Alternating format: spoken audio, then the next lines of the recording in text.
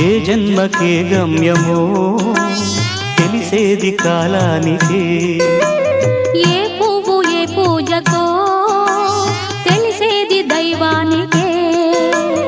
ఏ జన్మకేమైనా ఈ జన్మలో నీకు ఖైదీనే అయ్యానుగా.